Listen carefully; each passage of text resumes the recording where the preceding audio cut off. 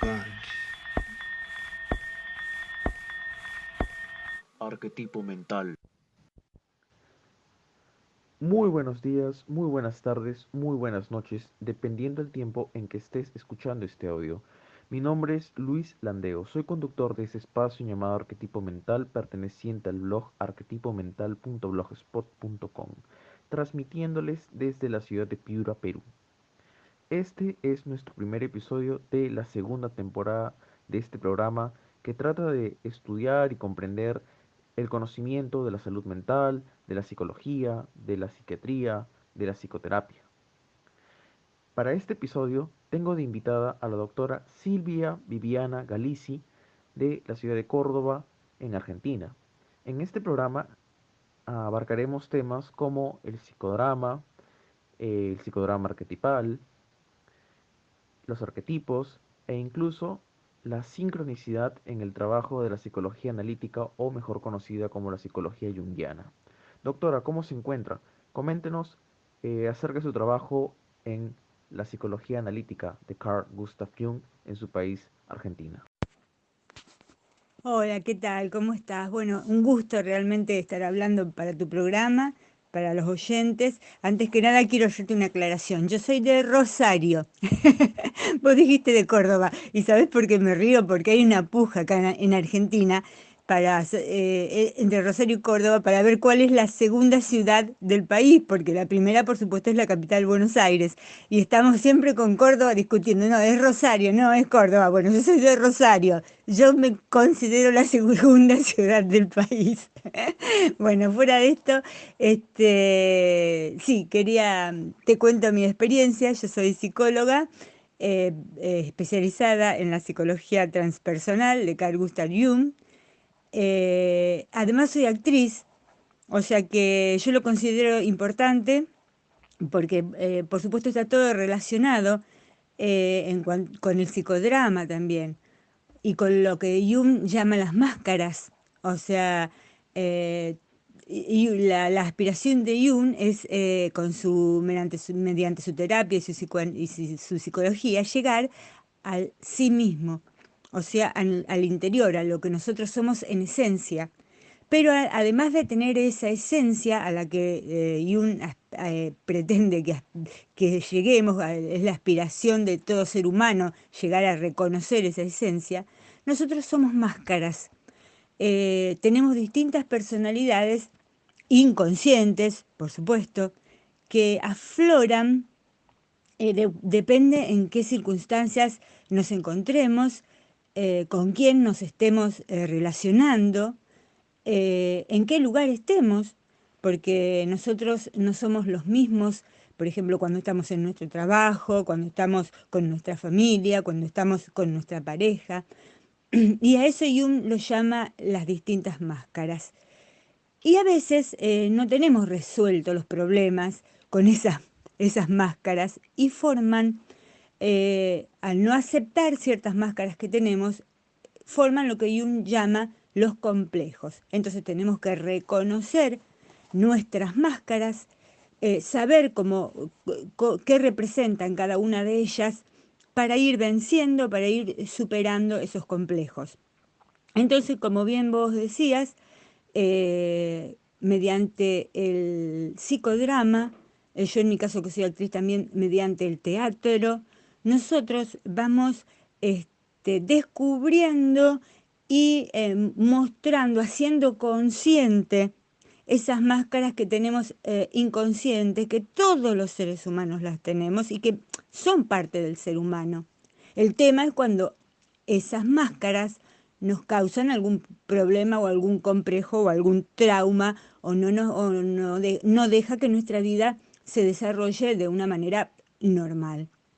Entonces, mediante el psicodrama, mediante el teatro, esas máscaras van saliendo a luz, las vamos reconociendo y al ir reconociéndolas podemos ir resolviendo esos conflictos, esas neurosis que a veces no nos deja, depende el grado de gravedad que tengan, valga la redundancia, no nos dejan desarrollar una vida normal. Entonces, bueno, la búsqueda del sí mismo, eh, a la cual aspira Jung, el llegar a ser, a reconocer nuestra esencia como ser espiritual o energético, depende desde el lado que lo mires, si lo mirás desde el lado de la espiritualidad o si hablas desde el lado de la física cuántica. Nosotros somos energía, una energía individual que está a su vez ligada con una energía cósmica, con una energía mental, a lo que Jung llama el inconsciente colectivo, formado por arquetipos. No sé si querés que me explaye más sobre el tema. Bueno, vos preguntame, vos querías hablar sobre sincronicidad. Bueno, vamos a hablar sobre sincronicidad, que es justamente la relación entre todos estos tipos de energía que enumeré. O sea, hay planos energéticos que tienen una comunicación inconsciente entre ellos y bueno, allí es donde se produce la sincronicidad. Ahora me explayo más. Y bueno, vamos a decir que la confusión de las ciudades se debe pues al estrés del coronavirus. Y es justamente ahí donde voy a empezar la entrevista. Doctora, hemos sido partícipes y estamos siendo partícipes de una situación completamente nueva para la humanidad. Esta situación viene siendo el tema de la cuarentena. Por ejemplo, en Perú ya tenemos como más de 3 meses encerrados en casa. Quizás algunos no, pero la gran mayoría sí. Justamente ahí es donde podemos decir que surgen una serie de arquetipos en las personalidades de las personas.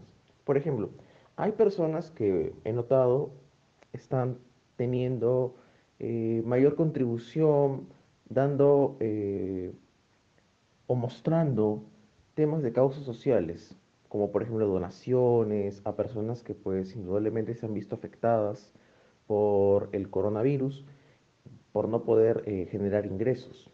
Podríamos decir que ahí surge el arquetipo del héroe. Por otro lado, tenemos gran cantidad de periodistas que se encuentran dando la información constante de cómo se está dando la cuarentena. Podríamos decir que en cierta manera está surgiendo con mayor fuerza el arquetipo del mensajero, es decir, de aquel Hermes que trae el mensaje eh, para el pueblo, para la sociedad. No obstante, también surgen personajes como algunos policías, militares, donde hay videos donde golpean a personas por no respetar las causas de la cuarentena. En este caso podríamos decir que surge un antihéroe o la figura del villano. Entonces, ¿por qué se está dando este nuevo cambio de arquetipos en la estructura individual de las personas durante esta cuarentena? Bueno, sí, aquí en la Argentina está pasando algo similar. Si bien hasta ahora no hubo casos de violencia como a los que vos te referís, pero sí, bueno, estamos hace varios meses encerrados, en un estado similar al de ustedes. Y vos me decís por qué se dan esos arquetipos. O sea, esos arquetipos existen en el inconsciente colectivo. Todos los arquetipos existen en el inconsciente colectivo. Los arquetipos son moldes, son patrones emocionales, psicológicos, sentimentales, eh, de formas de vida, de formas de manejarnos en la vida. Ahora, esos moldes, esos arquetipos que están en el inconsciente colectivo, que se podría equiparar a lo que Platón llamaba el mundo de las ideas, son arquetipos fijos. Pero bueno, cuando esos arquetipos pasan a nuestra mente individual, se van moldeando a nosotros, o sea, se van modificando. Si bien el arquetipo base, el esencial, es el originario, permanece, pero al pasar por nuestra individualidad se va moldeando, se va modificando. Entonces, el arquetipo básico, como vos nombrás el héroe, está pasando por un momento social, político, histórico, en donde los sentimientos, las emociones, los miedos que genera el coronavirus, las incertidumbres, eh, las depresiones o no, porque hay gente que por ahí dice que esto va a provocar un cambio, o sea, personas piensan que esto es para bien, otros piensan que es para mal, o sea, de acuerdo a la idea que tiene cada uno de por qué el universo nos colocó en esta situación. Entonces, cada uno toma el arquetipo básico que se encuentra en el inconsciente colectivo y lo adapta a su individualidad. A su individualidad dentro de este momento histórico, dentro de este momento político. Y toma la máscara que considera que más le va a servir en este momento. De acuerdo, por supuesto, a su educación, a su crianza, a sus principios, a su moral. Y está, como vos decís, el que va a tomar la máscara o va a adaptar su arquetipo a lo que es la solidaridad. Está el que no, el que va a tomar el arquetipo de la violencia, va a tomar su máscara de violento. O sea, va a adaptar los arquetipos originales a su individualidad en este momento, en esta época, en este tiempo que estamos pasando. Ahora, cuando el arquetipo se va transformando acorde a nuestra individualidad, pasa de llamarse arquetipo a llamarse imagen arquetípica. O sea, el arquetipo es un molde único que se encuentra en el inconsciente colectivo y que cuando pasa, atraviesa nuestra mente individual, nuestra sociedad, el momento histórico en el que estamos viviendo, la época en la que estamos viviendo, la situación en la que estamos viviendo, las emociones, los sentimientos por los que estamos pasando, entonces ese arquetipo original se transforma en una imagen arquetípica, o sea, un arquetipo básico, un molde que se modifica, si bien su estructura original es la misma, pero se modifica, se va como acomodando, como ajustando a nuestra mente, a nuestra individualidad y al momento que estamos pasando. Los arquetipos pertenecen al inconsciente colectivo. No obstante, Carl Gustav Jung es el creador de esa teoría sobre los arquetipos. Pero a medida que uno va leyendo las obras de Carl Gustav Jung, se puede notar que existe una serie de contradicciones dentro de esas teorías. Partamos, por ejemplo, que en las universidades se nos explica que los arquetipos son figuras luminosas, salvo la sombra, la cual contiene todo lo negativo del ser humano. Pero, por ejemplo, si uno lee símbolo de transformación, puede entender que la sombra no es exactamente un arquetipo negativo, sino que es como una especie de caja de Pandora donde también se ocultan cosas buenas. De hecho, Carl Gustav Jung nos menciona acerca de esto, de que la sombra es una caja de Pandora. Pero en otros libros, cabe mencionar Símbolo de Transformación, Jung menciona eh, que la sombra es el sinsentido, es impotente y no tiene conciencia por sí misma. Un poco contradictorio, porque por un lado nos dice que la sombra es positiva y por el otro lado es absurda, negativa. A medida que también uno va leyendo las obras, encuentra también una teoría, la cual dice, todos los arquetipos en general producen por sí mismos efectos favorables y desfavorables, claros y oscuros, buenos y malos. Esto está en Símbolo de Transformación de Carl Gustav Jung. A la par, en Aion, Contribuciones al simbolismo del sí mismo, Jung menciona que el ánima y el animus son los arquetipos más difíciles de trabajar y que indudablemente estos tienen su lado negativo, al igual que el arquetipo del sí mismo, el cual está dirigido a la figura de Cristo, pero también tiene su aspecto negativo. En resumen, ¿qué es lo que quiso decir Jung con las diferentes postulaciones en sus teorías con respecto a los arquetipos? Existe, digamos, una respuesta exacta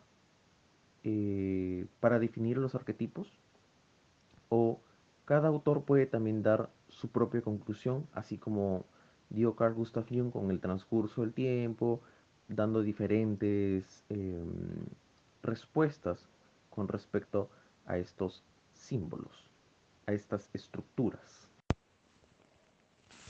Bueno, mira, la sombra es nuestro aspecto animal, digamos, lo instintivo, lo que nosotros consideramos lo malo,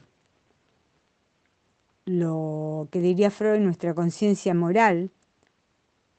También son todas nuestras frustraciones, todo lo que nosotros no, todas nuestras ambiciones, lo que quisimos ser y no pudimos. Todo eso está dentro de la sombra. La sombra existe en todos los seres humanos. Y justamente a ella tenemos que recurrir y tenemos que reconocerla para poder resolver nuestros complejos. O sea, la sombra está.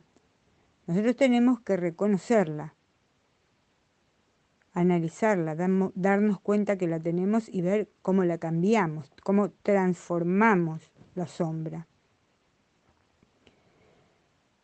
La sombra no tiene sentido por sí misma. ¿Por qué? Porque para que tenga sentido hay que interpretarla y reconocerla. Ahí cobra el sentido. Si no está, es algo que está en nuestra parte oscura. Pero para que cobre sentido, tenemos que interpretarla y reconocerla. Pero ¿qué pasa? Es muy difícil lograr eso.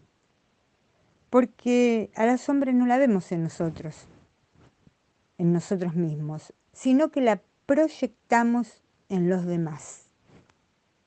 Nuestra sombra es proyectada, o sea, lo que no nos gusta de los demás, lo que criticamos de los demás, es justamente la parte nuestra, oscura, lo que no nos gusta de nosotros, que lo proyectamos. Por lo tanto, a la sombra no hay ni que reprimirla, ni ocultarla, ni taparla. Hay que expresarla. Pero ¿en qué sentido expresarla? No dejarla libremente que se manifieste, porque es algo oscuro, algo malo, algo que puede dañar. Sino que hay que usar su energía creativamente. O sea que la energía de la sombra depende del uso que se le dé. Bueno. Y en cuanto a los arquetipos, por ejemplo, vos das el ejemplo del ánima y el animus. Los arquetipos no son opuestos, no son dos polos el polo negativo y el polo positivo. Coexisten. Es todo en uno. Todos somos ánima y ánimus. En todos los arquetipos coexiste todo. Por supuesto que depende de la cultura, de la educación, de la sociedad en la que estemos viviendo, que se va a expresar de una manera o de otra. Los arquetipos se van a expresar de una manera o de otra. Esa forma en que se expresan es lo que se llama la imagen arquetípica. Y por esa razón es que los arquetipos y la interpretación de los arquetipos van variando. O sea, va cambiando su simbolismo a lo largo de nuestra vida y a lo largo de la vida de la humanidad. A lo largo de nuestra vida va cambiando porque nosotros vamos madurando, vamos aprendiendo o no, nuestra vida va cambiando. Por lo tanto, el simbolismo, la imagen arquetípica, va cambiando también. Para dar un ejemplo, por ejemplo, el arquetipo del héroe es un símbolo. O sea, la imagen arquetípica del arquetipo del héroe, por ejemplo, en la Edad Media, se podía considerar héroe a un guerrero, a una persona que salía a la guerra, que era violento, que mataba gente. En la Edad Media se lo consideraba un héroe. En esta época actual, por ejemplo, el mismo arquetipo del héroe tiene otra simbología. O sea, su imagen arquetípica varía. Puede ser, por ejemplo, alguien al estilo Gandhi, que realiza un cambio social por medio de la paz. ¿Se entiende cómo puede ir variando la simbología, la imagen arquetípica de un mismo arquetipo? Y en cuanto al sí mismo y al self, se llega al sí mismo y al self mediante lo que Jung llama el proceso de individuación. Y bueno, y el self es una imagen arquetípica que une lo consciente y lo inconsciente. Por lo tanto, todos estos conceptos, tanto en el mismo Jung como en los seguidores de Jung, en la gente que siguió estudiándolo, claro que pueden ir variando. No varía el arquetipo original, pero la imagen arquetípica, el símbolo, va variando. Y es lógico que vaya variando, porque va variando como va variando nuestra vida, como va variando la sociedad, como va variando el mundo. Bueno, no sé si quedó claro, espero que sí. Una de las teorías que más trabajó también el doctor Carl Gustav Jung, aparte de los arquetipos, viene siendo el tema de la sincronicidad. De la sincronicidad se ha tomado muchas referencias con respecto a la física cuántica. No hay que negar que el doctor Jung tuvo una relación con el doctor Pauli y también con el doctor Albert Einstein. No obstante, muchos post-jungianos han tomado la teoría de la sincronicidad para acoplarla, digamos, al trabajo psicoterapéutico del uso del tarot. De hecho, me acuerdo una psicóloga argentina llamada Julia Pisano, la cual tuvo un programa llamado Tarot Rueda de la Vida que salió en el canal Infinito. Mencionaba de que el tarot de una u otra manera funciona con el principio de sincronicidad, ya que el azar no existe, etc. Este video puede ser encontrado en YouTube para aquellos que pues tengan esa duda. Pero bueno, me gustaría saber cómo funciona la sincronicidad en la vida del hombre. Por otra parte, se puede decir que la sincronicidad está ligada al trabajo de los arquetipos. Y por otra parte, ¿qué es sincronicidad? Porque indudablemente las personas que estén escuchando este audio no sean pues seguidores de la teoría junguiana y también puede ser que no sean psicólogos. Por lo tanto, sería bueno esclarecer qué viene siendo sincronicidad antes de responder las preguntas anteriores. O sea, vamos a definir sincronicidad de esta manera. Son dos hechos, dos sucesos que se encuentran vinculados por el sentido, por el significado. Ahora, son acausales. O sea, ¿qué quiere decir? A es un prefijo que significa negación, o sea que no tienen causas, no es que no están relacionados, uno es la causa del otro, los sucesos. Son dos sucesos, pero uno no es la causa del otro. Se relacionan, se vinculan, tienen un significado en común en nuestra vida, pero uno no es la causa del otro.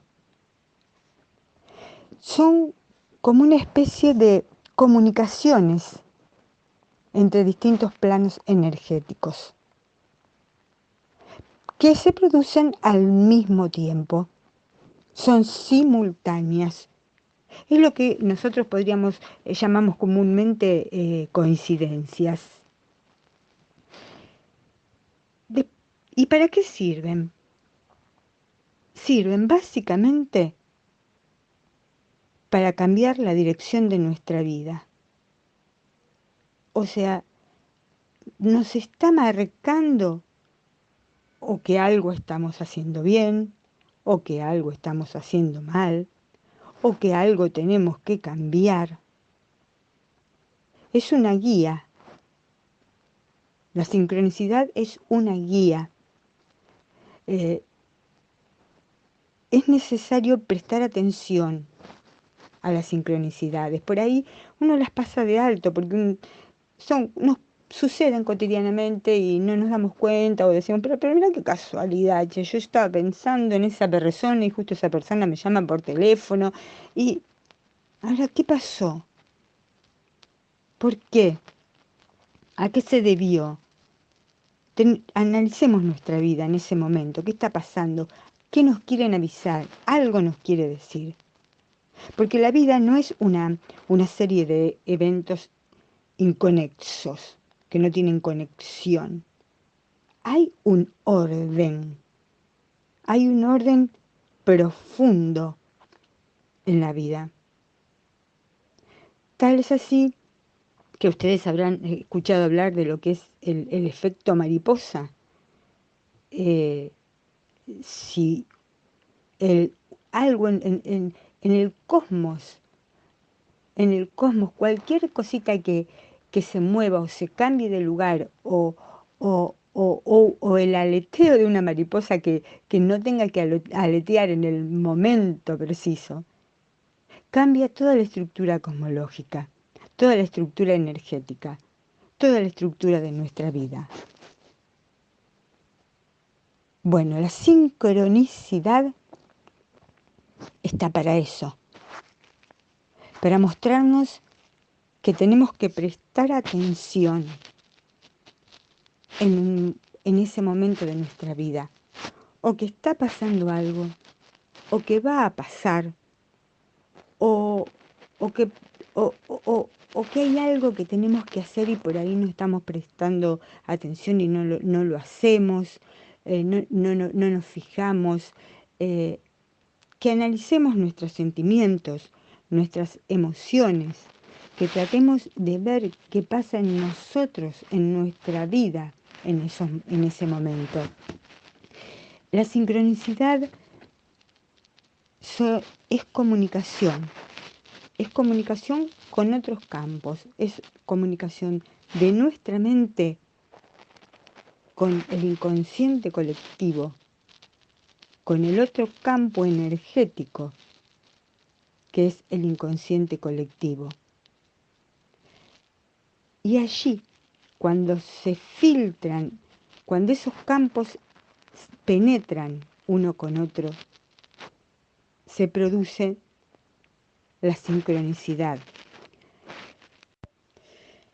Ahora les voy a contar casos historias verídicas de sincronicidades reales que sucedieron.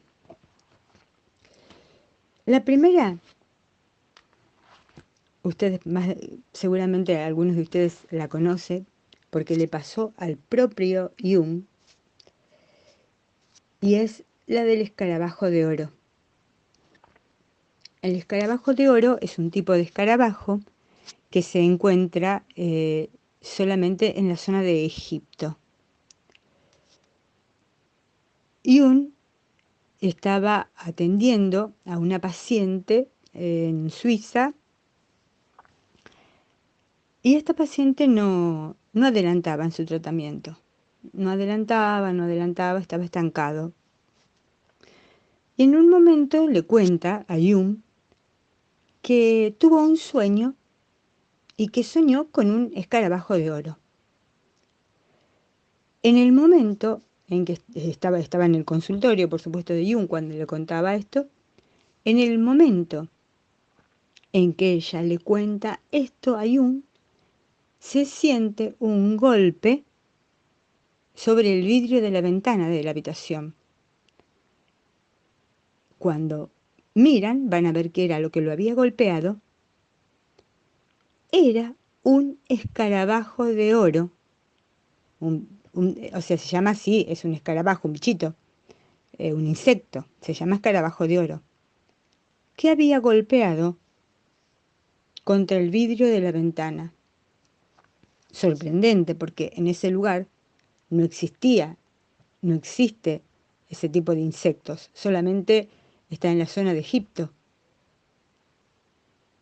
Bueno, pero en ese momento, cuando la paciente le estaba contando sobre su sueño con un escarabajo de oro, un golpe en la ventana, miran y era un escarabajo que había golpeado contra el vidrio.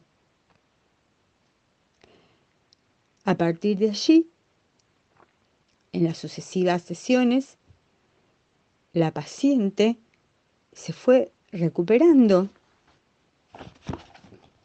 fue tomando noción de su problemática, fue analizando y descubriendo sus problemas, sus simbolismos y cómo poder resolver sus situaciones. Todo a partir del sueño del escarabajo y la sincronicidad con la aparición de este escarabajo real. Aquí hubo una comunicación entre el plano interno, entre la energía interna de la paciente de Jung, con la energía real de ese escarabajo que golpeó contra la ventana, con la energía material de ese escarabajo que golpeó con la ventana. Yo digo energía material, ya lo vamos a ver más adelante. No es una contradicción, ¿eh? No es que, porque energía material, la materia también es energía. No es una contradicción decir energía material. Pero bueno, este es un caso muy conocido porque es el caso emblemático, porque le pasó, si bien Jung tuvo muchas sincronicidades, ya vamos a ver más adelante, tuvo muchas experiencias parapsicológicas, de todo tipo, o sea, tanto él como miembros de su familia. Pero bueno, esta sincronicidad quedó en los anales de la historia de Jung, por supuesto. Dio título a miles de libros sobre Jung y su vida. Realmente es algo que conmovedor, como las historias que les voy a seguir contando. Algunas son también de pacientes de Jung y otras de otras personas, inclusive de actores. Ahora vamos a ir viendo una por una. Muy interesantes, y que cada uno de los que pasaron por esa situación habrá analizado, espero. Esta otra sincronicidad también le pasó a un paciente de Jung. Una señora, paciente de Jung, había fallecido la mamá. En el momento en que estaban velando a la mamá, una gran bandada de pájaros se depositó sobre el techo de la casa donde le estaban velando. Una cosa muy rara, porque una bandada, cuando yo cuento esto, todos lo asocian con la película Los pájaros de Alfred Hitchcock. Bueno, sí, el que la vio, sí, ese tipo de cantidad enorme de pájaros. Bueno, todos se depositaron sobre el techo de su casa, cubriendo totalmente el techo, en el velatorio de su mamá. Volvió a pasar en el velatorio, no recuerdo, de otra persona llegada a esta señora también. No me acuerdo qué tipo de relación tenía, pero un familiar. Volvió a pasar lo mismo. Cuando lo estaban velando, una bandada de pájaros, bastante importante, se depositó sobre el techo. Pasa el tiempo, esta señora era casada, en un momento su marido sale por un viaje de negocios. El marido no estaba muy bien de salud, tenía un problema de salud y ella estaba un poco preocupada por esto, porque él tenía que viajar y tenía ese problema de salud. Pero bueno, él viaja. En un momento dado, ella percibe que una gran bandada de pájaros se deposita nuevamente sobre el techo de su casa. ¿Cómo lo interpretó ella esta situación?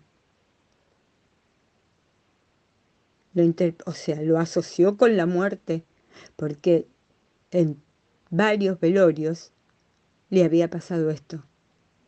Velorios de gente allegada a ella. Entonces, ¿con quién lo asoció? Con la muerte de su esposo. Y exactamente había pasado eso. Es como que estos pájaros que estuvieron presentes en la muerte de su madre, estuvieron presentes en la muerte del otro familiar, vinieron a avisarle de otra muerte de un ser querido. Ella lo percibió, lo analizó, llegó a esa conclusión y efectivamente la conclusión a la que ella había llegado fue verídica. El marido había fallecido.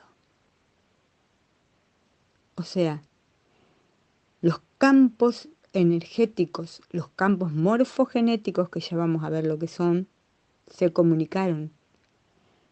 La energía de ella con la energía de sus seres queridos, fallecidos o a punto de fallecer, con la energía, con el campo cuántico de los pájaros que tienen su propio campo cuántico. Esto le sucedió también a una paciente de Jung. Jung, por supuesto, al poder analizar todas las sincronicidades y enseñarles a sus pacientes a analizarla, justamente sus pacientes acudían a él cuando le pasaba algo así, ¿no? Y se los contaba, obvio, era parte de la terapia. Era constante en los pacientes de Jung que le ocurrieran este tipo de sincronicidades. Constante. Ahora les voy a contar otro que, si bien no le pasó a algún paciente de Jung, pero un paciente le contó a Jung que le había pasado a un amigo de él. Otra sincronicidad también muy, muy valiosa y muy impactante, porque realmente estas cosas impactan, son muy impactantes. Bueno, estos dos casos están los dos relacionados con budines, con tortas. El primero es la historia de un paciente de un de un amigo, de un psicólogo amigo de Jung. Llamémosle A. El paciente A, cuando es chico, en un cumpleaños, recibe de B, B es un amigo, un budín de regalo. Un budín muy especial, hecho con ingredientes muy especiales. Realmente no desconozco qué tipo de budín es, pero sé que era un budín muy especial. O sea, B le regala a A ese budín especial. Los dos chicos, cada uno hace su vida, se desconectan. B era mayor, perdón, que A. A era un nene y B era un muchacho mayor. Cada uno hace su vida, no se ven, pasan 10 años. A los 10 años, A, o sea, el más chico, el que recibió el regalo, va a un restaurante y ve que tienen un budín de ese tipo. Ya les digo, un budín hecho, muy especial, hecho con ingredientes especiales. Y entonces le pide al mozo que se lo quiere llevar, que quiere comprar ese budín. Y el mozo le dice que no, porque el budín está reservado. Y le señala una mesa. Habían pasado 10 años, ¿eh? Le dice, el budín está reservado, le señala una mesa donde está sentada la persona que reservó el budín. Y era B. Justamente era B, el que le había regalado el budín en su infancia, era el que lo había encargado en ese mismo lugar donde A entró, digamos, por entrar, porque vio que estaba el budín en la vidriera, y estaba B esperando porque el único budín que había lo había reservado él. Pasa un tiempo también bastante largo y A, o sea, quien originariamente había recibido de regalo el budín, va a una reunión. Y, oh, sorpresa, en esa reunión, en esa fiesta, había un budín de ese tipo. Y él pensó, pero, qué casualidad, está el budín.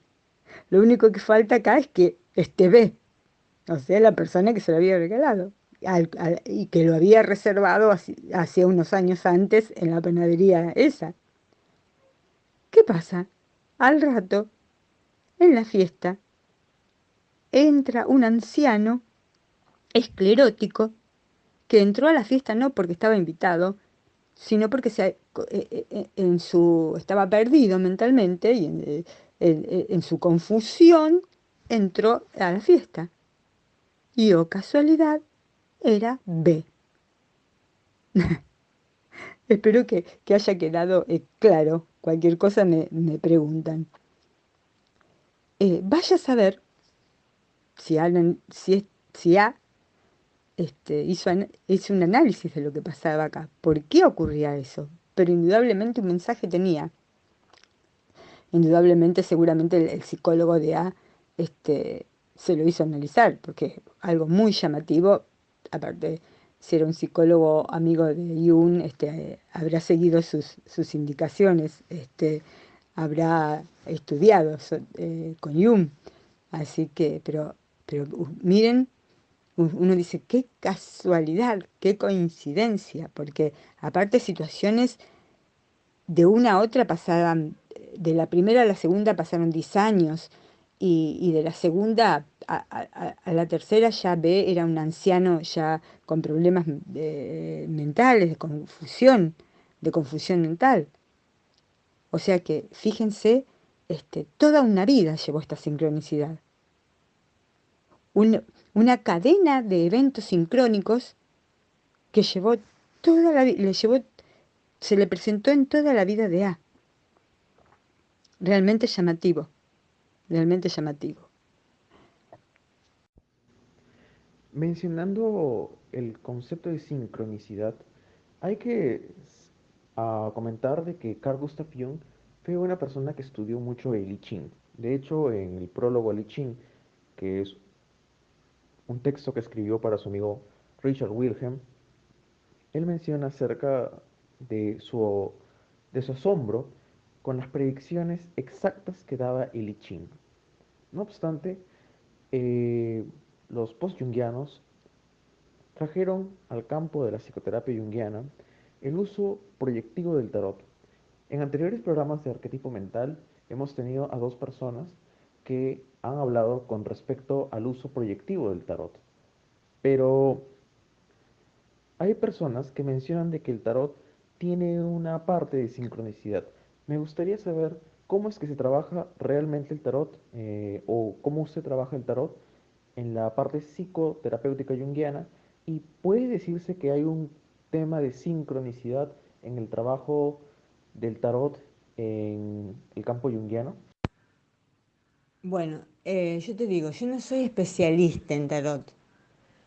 Eh, Jung estudió el tarot como medio de investigación, o sea, él investigó el tarot, pero sobre todo los arquetipos del tarot. No llegó a crear un tarot, porque por ahí mucha gente dice yo practico el tarot junguiano. Bueno, no, Jung no creó ningún tarot. O sea, sus seguidores sí, basándose en los arquetipos de Jung. Y sí, se basan justamente en todo lo que es la sincronicidad, tanto en el tarot como en el I Ching, porque el I Ching también, en las frases del I Ching, las frases que los textos que aparecen en el libro del I Ching son simbólicos. Entonces hay que interpretarlos, como hay que interpretar los dibujos que aparecen en la carta del tarot. Si bien son dibujos arquetipales, el tarotista los interpreta simbólicamente dentro de lo que es la problemática de la persona que está consultando. O sea, el tarot tiene una relación con la problemática de la persona que está consultando. Si bien no es predictivo, o sea, no es del tipo, bueno, a ver qué me va a pasar, me voy a pelear con mi novio, voy a ganar la lotería. No. O sea, el tarot es una guía de vida. Es una guía de vida que según el simbolismo que el consultante y que el tarotista va aplicando, te va guiando en el camino que tenés que seguir. Está basado, sí, las figuras están basadas en los arquetipos de Jung. Me estoy refiriendo al tarot de Marsella, al tarot Jung, que es que es el que deriva del tarot de los arquetipos junguianos.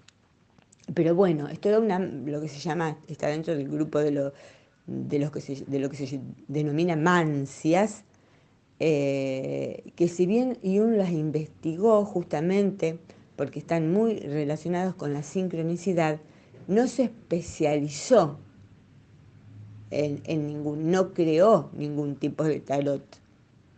O sea, sí sus sucesores, ya te digo, basados en los arquetipos de Jung. Y en cuanto a I Ching, sí, él también le interesó mucho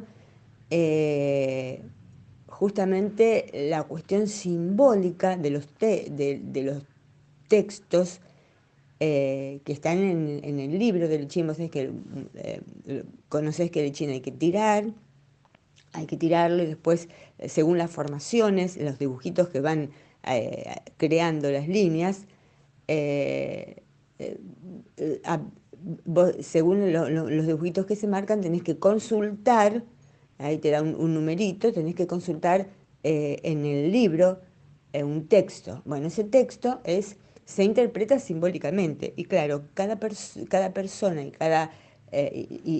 cada consultante y la persona que tira el I Ching, que lee el I Ching, lo va a interpretar dentro de del momento, dentro de la vida, del lapso de vida, dentro del tiempo en que el consultante lo está haciendo.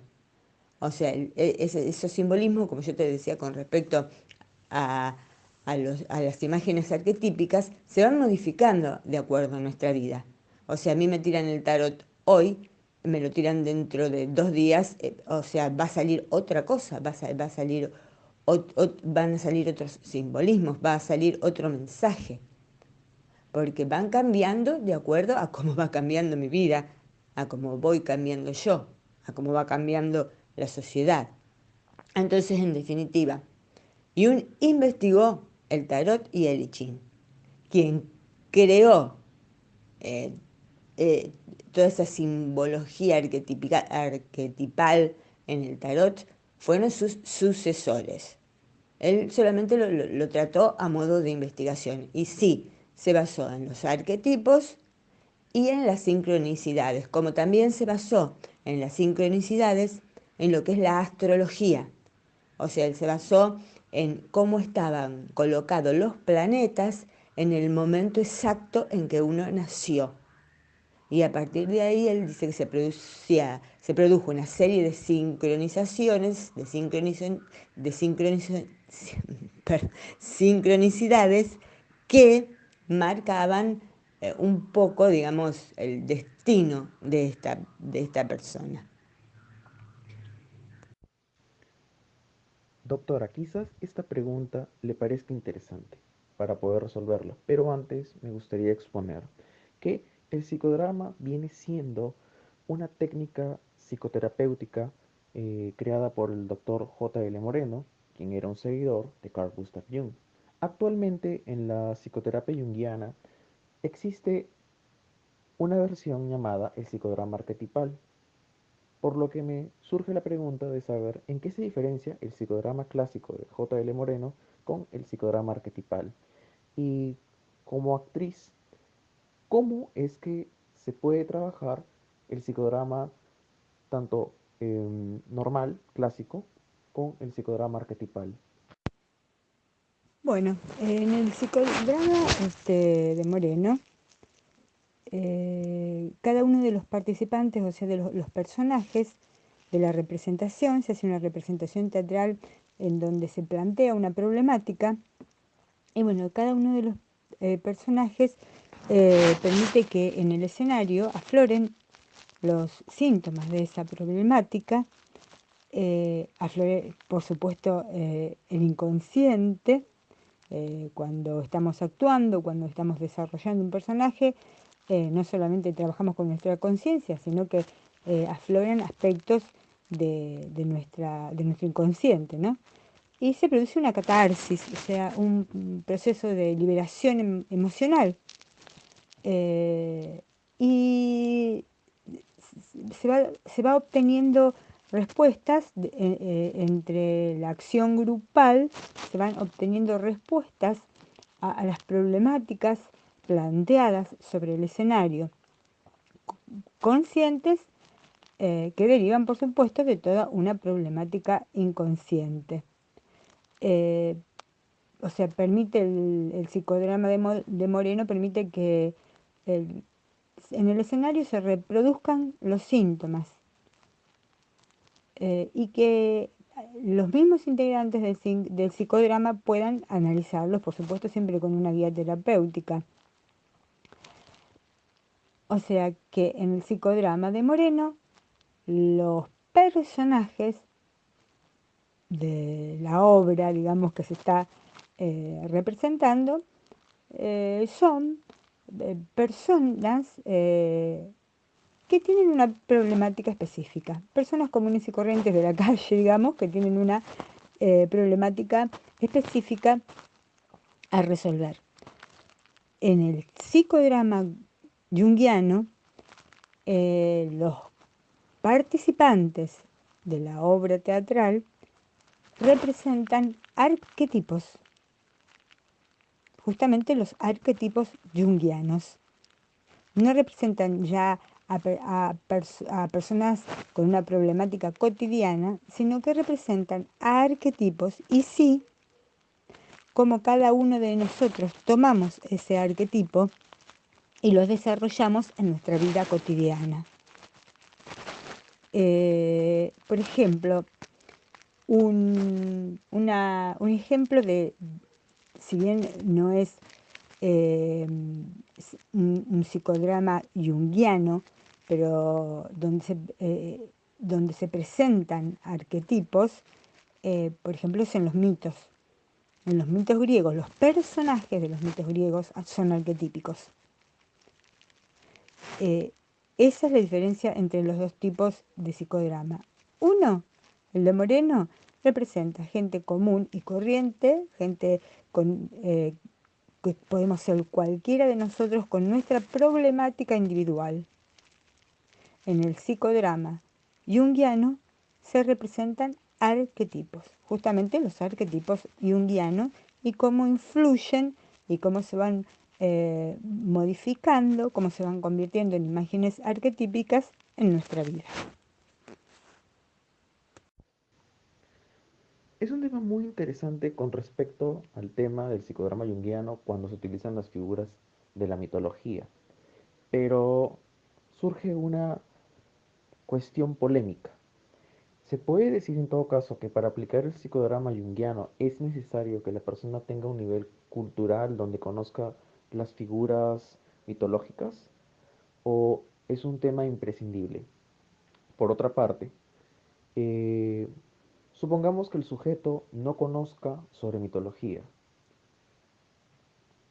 ¿Cómo se podría aplicar el psicodrama junguiano en sujetos como estos para una sesión de grupo? Es decir, se les tendría que preparar antes explicándoles sobre lo que viene siendo esta representación o simplemente se deja que ellos actúen dándoles el nombre y ya son libres de representar como ellos desean la situación. Me gustaría saber más o menos cómo se trabajaría en estos casos. Bueno, por supuesto, para realizar psicoanálisis junguiano, las personas que intervienen tienen que conocer sobre la psicología analítica de Jung. Sobre todo tienen que conocer lo que es la psique para Jung y lo que son los arquetipos básicos. Tienen que tener un conocimiento de lo que son los arquetipos. Entonces después en la tarea sobre el escenario se van a analizar los distintos arquetipos que ellos van a representar o los arquetipos que ellos representan en sus vidas cotidianas o las máscaras que utilizan en su vida cotidiana. Tienen que tener, por supuesto, un conocimiento previo en cuanto a todo a lo que es sobre todo inconsciente colectivo y arquetipos. O sea, no necesariamente sobre mitología, porque la mitología en sí ya tiene los arquetipos. Sí tienen que tener un conocimiento, por supuesto, de lo que es toda la teoría junguiana, sobre todo lo que es la psique para Jung, y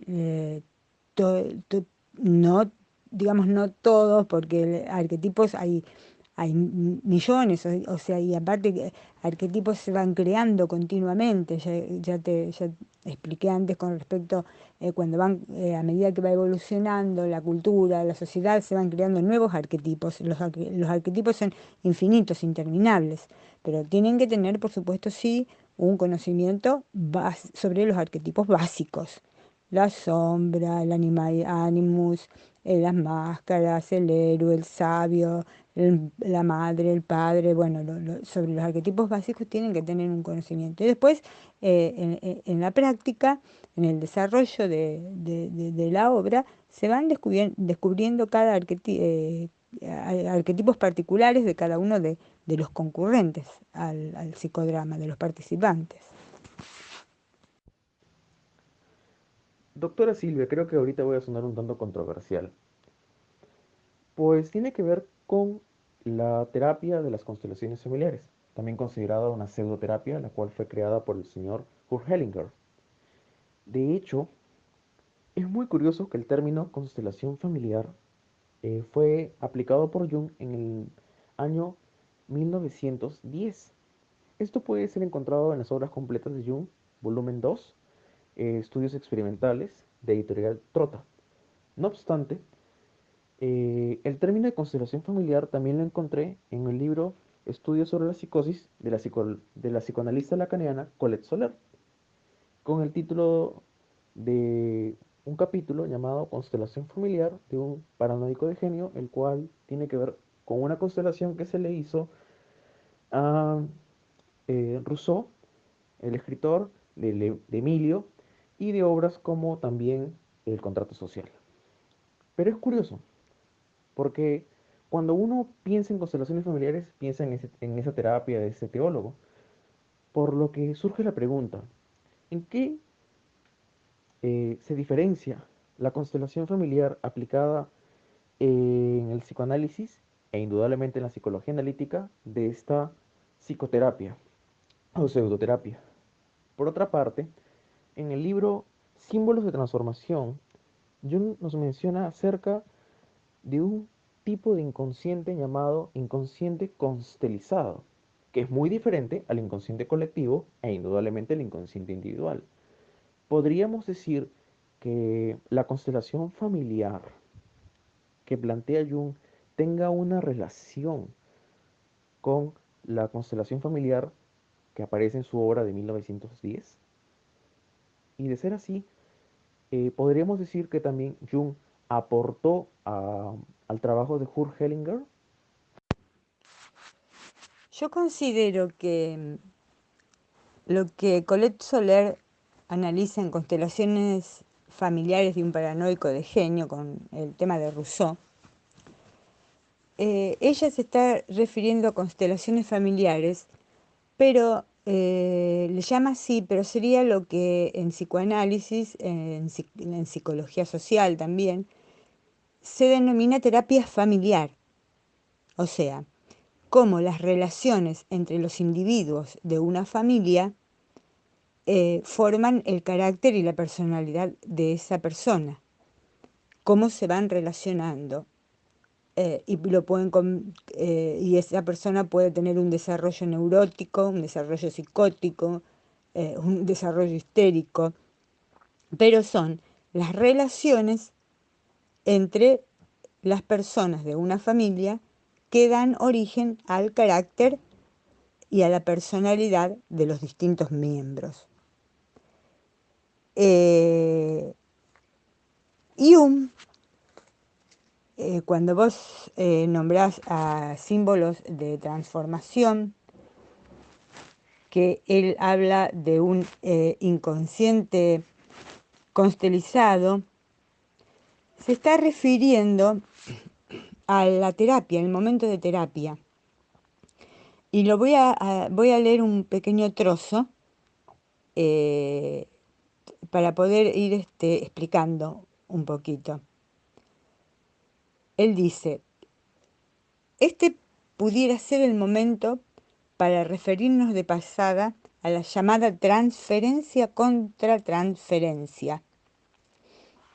En nuestro estudio de los arquetipos es preciso no perder de vista que los diferentes dioses, o sea, los diferentes dioses, él se refiere a los diferentes arquetipos, cada dios representa un arquetipo, dentro de sus variadas psicologías y sus diferentes configuraciones arquetipales, o sea, cada arquetipo representa un tipo de psicología.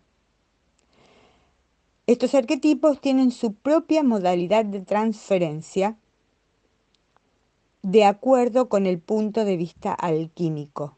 O sea, cada arquetipo representa algo y por lo tanto se comunica de una manera diferente. Y en cuanto al nombrar la alquimia, él se refiere al proceso de transformación que van realizando los distintos arquetipos. Y dice, cada dios y cada diosa tiene su propio elemento, metal, agua, fuego, etc. ¿Por qué? Porque la alquimia se va transformando los elementos. Entonces sigue Jung. por lo que ciertos embrollos de la transferencia contra transferencia pudieran ser vistos desde el punto de vista arquetipal como situaciones producidas cuando el analista reacciona ante el paciente desde un arquetipo que no está constelizado analíticamente. Y acá aclara esto que está diciendo. Es decir, un arquetipo diferente al que está guiando la transferencia en el paciente. ¿Qué quiere decir con esto? Que el paciente está hablando desde un arquetipo, desde un patrón emocional, desde un patrón psicológico, y el analista lo está tomando desde otro patrón, lo entiende de otra manera. Entonces, no se entienden. Hay como un desencuentro entre el arquetipo que está mostrando el paciente y el arquetipo que está estudiando, analizando el analista. Entonces continúa Jung. De manera que al confrontar al paciente con un modelo que es incapaz de encarar, claro, porque el paciente está encarando un arquetipo y el analista otro. Entonces es un modelo que es incapaz de afrontar el paciente, el que le está mostrando el analista. Se crea una confusión, dice Jung. Y además, una mayor dependencia transferencial en el analista.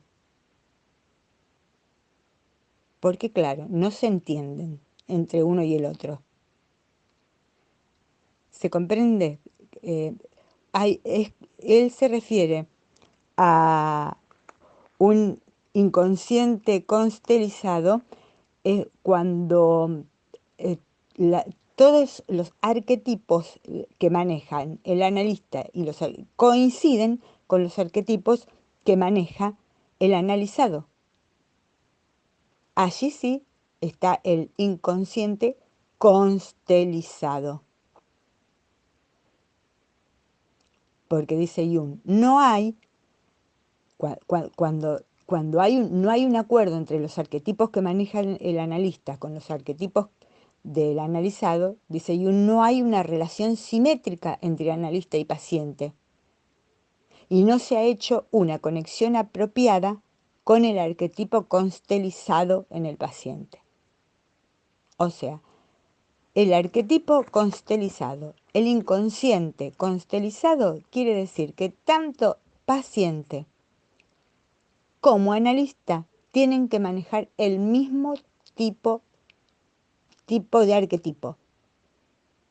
O sea, los mismos arquetipos. Tienen que estar de acuerdo en que están trabajando sobre los mismos tipos de arquetipos. Cuando el analista trabaja con un grupo distinto al grupo con el que está trabajando el analizado, allí se produce un descalabro, digamos un desequilibrio. A eso le llama un arquetipo constelizado. O sea, a que coincidan los arquetipos con los que está trabajando el analista con los arquetipos con los que está trabajando el analizado. Ahora, en cuanto a Bert Hellinger, en constelaciones familiares, ¿en qué se diferencia con lo que son las constelaciones en psicoanálisis, ya sea tanto psicoanálisis lacaniano como freudiano, como psicología analítica? El psicoanálisis trabaja con constelaciones familiares de personas vivas, con la familia presente, que está viva, con el padre, con los hijos, con los abuelos. Ahora, Bert Hellinger, en constelaciones familiares, agrega al grupo, inclusive cuando prácticamente, o sea, cuando se hace una práctica de constelaciones familiares, él arma el grupo familiar, padres, hijos, abuelos, y agrega con otros integrantes que concurren a estas prácticas, agregan las figuras de los familiares muertos, porque según Hellinger, ellos están ellos están presentes tanto en el inconsciente de los familiares vivos como espiritualmente. Están presentes en esa reunión terapéutica.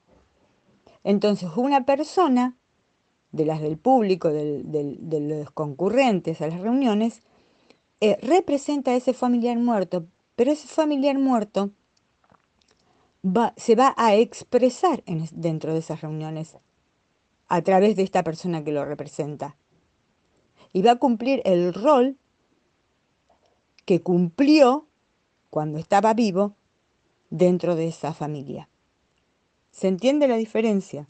O sea, lo que es psicoanálisis y psicología se llama constelaciones familiares a lo que también se llama terapia familiar. Ahora, Hellinger agrega a los muertos, pero los agrega de verdad, o sea, al espíritu del muerto, ocupando su lugar representado por una de las personas que están participando allí de los grupos terapéuticos. Bueno, doctora, ha sido todo un gusto haberla tenido en este espacio de arquetipo mental, pero el tiempo se nos ha hecho cortos y tenemos que ya concluir con la entrevista. Bueno, para el público, les invito a entrar a arquetipomental.blogspot.com, donde pueden encontrar artículos que escribo sobre psicología y también pueden descargar los libros que ya he escrito y están colgados en Mediafire e indudablemente los pueden encontrar en PDF. Doctor, no sé si tendrá alguna palabra que decir, algún mensaje, y muchas gracias realmente por haber tenido la oportunidad de darnos y concedernos esta entrevista, tanto para mí como para el público que sigue arquetipomental.blogspot.com y también en el canal de YouTube. Bueno, no, solamente despedirme, agradecerte por tu amabilidad, tus conocimientos, que son muchos por lo que he podido notar en nuestras charlas. Y bueno, cualquier cosa que podés contar conmigo, con cualquier consulta, agradezco mucho, veo que está prosperando tu emprendimiento y sé que vas a tener éxito porque sé que tus conocimientos son amplios. Así que bueno, cuando quieras contar conmigo, estoy a tu disposición. Muchas gracias y muchos éxitos.